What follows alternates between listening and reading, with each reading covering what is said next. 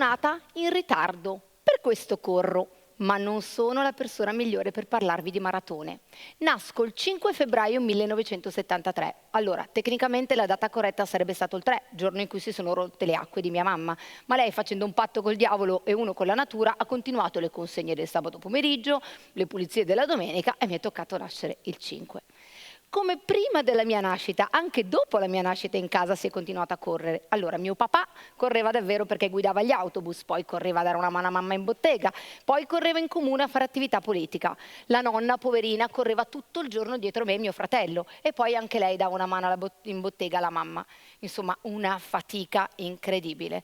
E poi sono gli anni 70 e mia nonna, che di guerre ne aveva vissute 2, aveva il terrore che mancasse il cibo in tavola, per cui la pentola bolliva 24 ore al giorno, e la parola più ricorrente quando mettevamo le gambe sotto il tavolo era presto, mangia, che diventi grande. Un incubo. Quindi capite che non sono di sicuro cresciuta in una famiglia oziosa. A 8 anni, per osmosi e per gioco, lavo le scale dell'intero palazzo dove viviamo, ascensore incluso. Sono stata una studentessa fuori corso con tanti lavoretti, barista, commessa, cameriera. Durante un'estate, quella dei miei 16 anni, ho venduto corsi di inglese porta a porta. Il paese era grosso così, mi conoscevano tutti. Corsi di inglese venduti, devo dire, neanche uno, ma ho fatto una quantità di merende incredibili. Poi l'ultimo lavoro, prima di quello definitivo, è stato gestione e recupero crediti per un'importante società bancaria. Ovviamente i crediti erano irrecuperabili, come voi potete immaginare. Con le provvigioni che ho preso dal lavoro che facevo, non ci ho neanche pagato l'abbonamento del treno. Però mio papà, stoico, diceva: ricordati che quando io ero piccolo, per andare a bottega a imparare qualcosa, i genitori miei dovevano ancora dare qualcosa al maestro, per cui impara l'arte, mettila da parte, ragazza, che fai prima. A 27 anni cerco di laurearmi e arriva il lavoro che non sogno, ma che mi ha fatta innamorare follemente. Ed è stato un bellissimo lavoro, un'azienda che sbarca in Italia con un concetto commerciale completamente nuovo. Sono stati anni di vorticosa crescita, di energia, eravamo galvanizzati, e anche io sono cresciuta velocemente, 4 promozioni in 6 anni. E poi finalmente arriva la mia bambina, arriva Anastasia. 3 mesi a casa, poi qualcosa nello stomaco comincia a girare.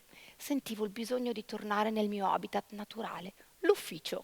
Quindi, con la scusa di dare il cambio ai colleghi durante le vacanze di Natale, eccomi guerriera con mamma, bambina, carrozzina da seguito il 27 di dicembre.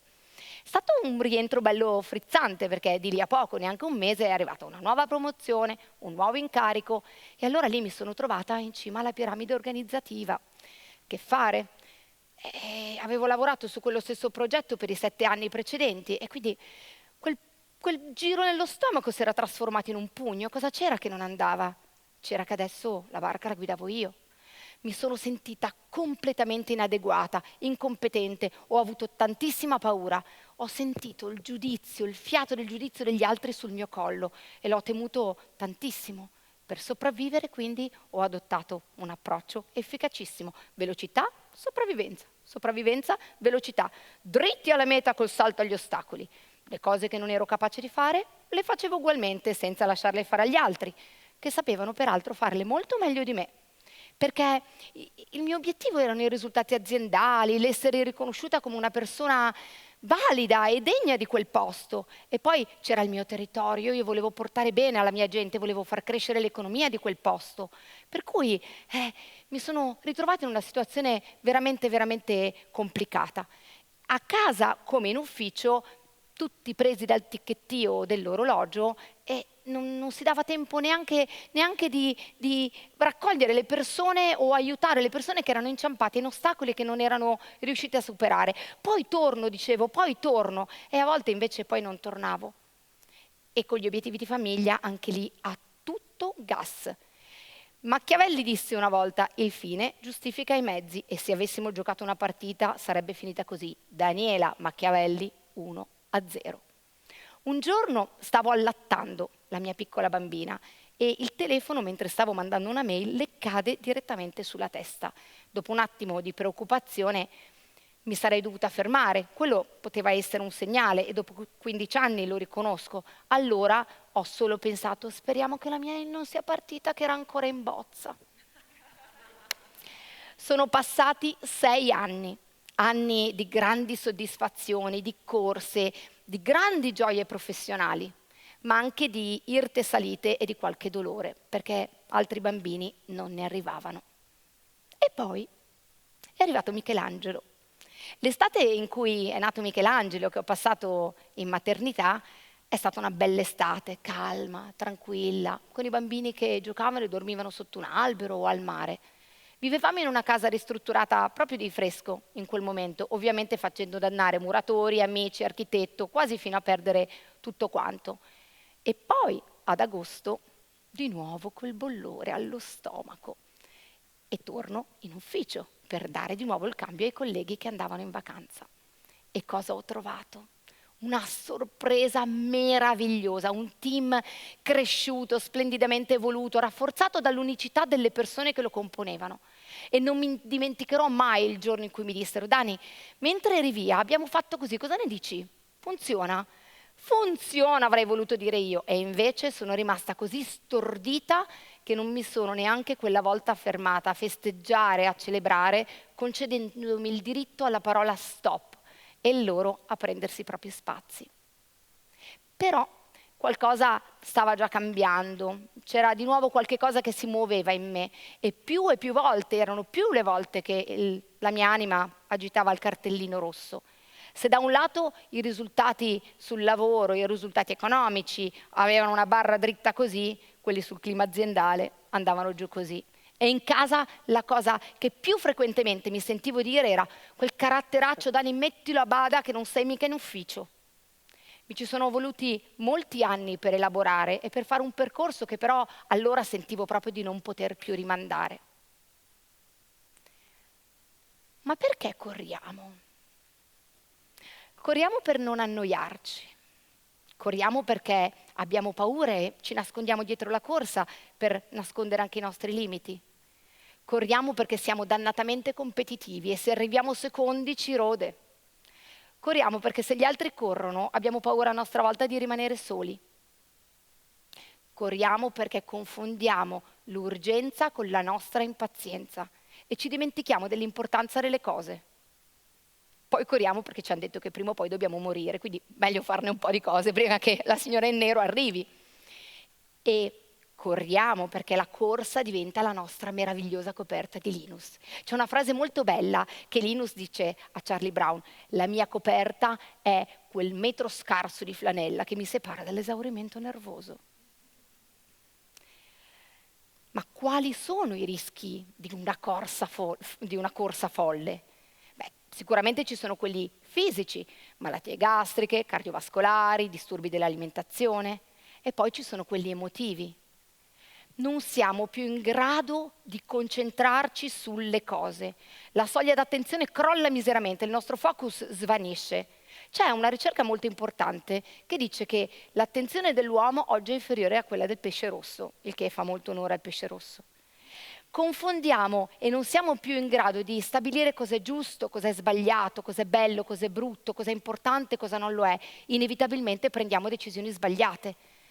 E poi non siamo più in grado di sognare, di emozionarci e anche di amare. E perdiamo gli altri intorno a noi, ma forse siamo noi che li abbiamo lasciati da soli. Abbiamo perso anche la capacità di ridere.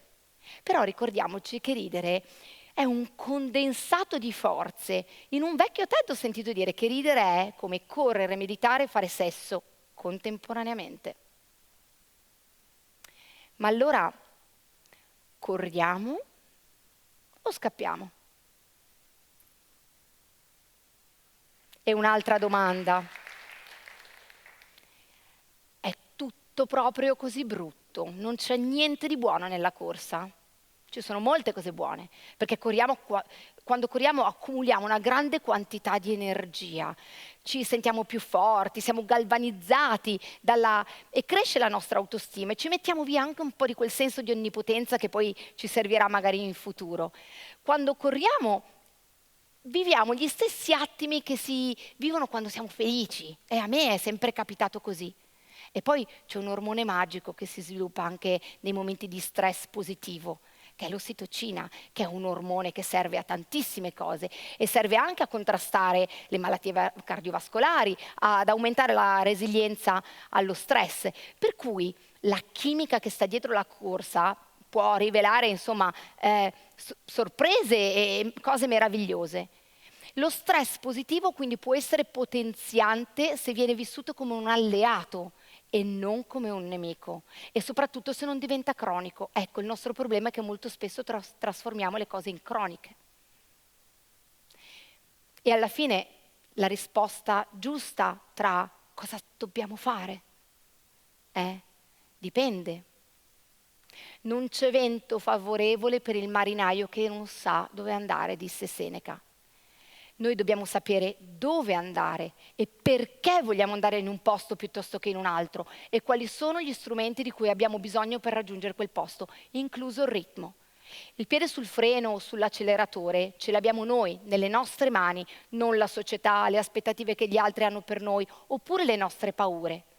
Perché nella vita a volte bisogna correre per rilasciare energia o per accumulare energia, per recuperare un ritardo o magari mettere via un po' di vantaggio, per tendere una mano a qualcuno o per chiedere aiuto. Oggi cammino. Cammino perché vedo diritta la strada davanti a me e quando c'è un bel rettilineo, una profonda discesa, mi diverto anche a correre. Cammino perché mi sono fatta un sacco di amici camminando e cammino perché quando lo faccio in compagnia mi faccio anche 2 chiacchiere, perché la voglia di fare 2 cose, 3, 4 contemporaneamente non mi è ancora passata. Cammino perché durante il cammino posso raccogliere tantissime informazioni, metterle via. Quando sarò arrivata in fondo al mio viaggio avrò imparato così tanto, che poi non c'è un solo viaggio, camminando ci sono infiniti viaggi. Cammino perché mi riposo e quando poi dovrò fare la volata sarò più performante. Cammino perché mi prendo cura di me e degli altri e soprattutto cammino perché così qualcun altro può allenarsi a correre. Sono nata in ritardo, per questo ho sempre corso, ma ho imparato moltissimo ad amare la bellezza della lentezza.